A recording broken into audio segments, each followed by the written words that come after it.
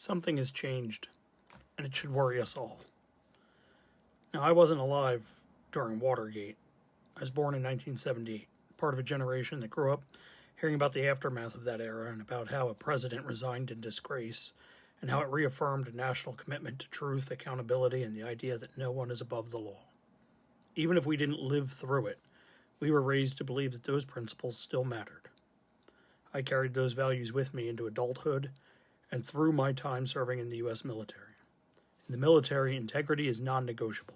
If someone lies, cuts corners, or abuses power, there are consequences. That's how it should be in the real world, too.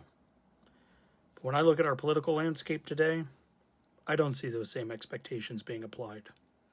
In fact, I see something very different and deeply troubling. Time and again, we see behavior from public officials that would have been unthinkable not that long ago. Blatant lies, undisclosed financial conflicts, disregard for ethical norms, and attacks on institutions designed to hold leaders accountable. Instead of being condemned, these actions are too often dismissed, spun into partisan talking points, or excused because the other side is worse, or simply met with a shrug. That shift doesn't just concern me as a voter. It alarms me as a parent. I have 3 sons, and I want them to grow up in a country where public service is still considered an honorable calling. I want them to see leadership as a responsibility, not a performance. And I want them to believe that character still counts. We've normalized a political culture where accountability is selective and outrage is performative. And if we're honest, a big part of the problem is us, not just politicians or parties, but everyday citizens who've grown weary, numb, or so caught up in winning that we've stopped holding the people in power to basic standards of decency. Trust in government is at historic lows. According to Pew Research, only 20% of Americans trust the federal government to do what's right most of the time.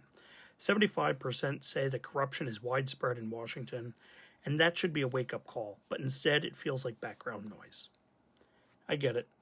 People are exhausted. Outrage fatigue is real.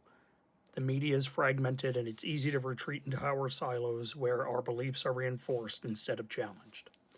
But democracy isn't just a system, it's a culture. And that culture relies on us expecting, demanding, and rewarding integrity in the people we choose to lead. I don't think it's naive to expect better. I think it's essential. Because when we stop expecting honesty and accountability from our leaders, we're not just tolerating bad behavior, we're encouraging it. We're sending a message that power matters more than principle and loyalty more than truth.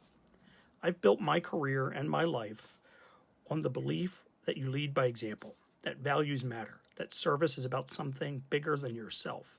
I know how easy it is to get cynical, but I also know how important it is to stay engaged. And that's why I'm speaking up. That's why I hope everyone who can will join me in speaking up.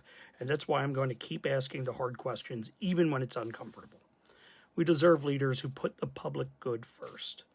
And our kids deserve a country that still believes integrity is worth fighting for.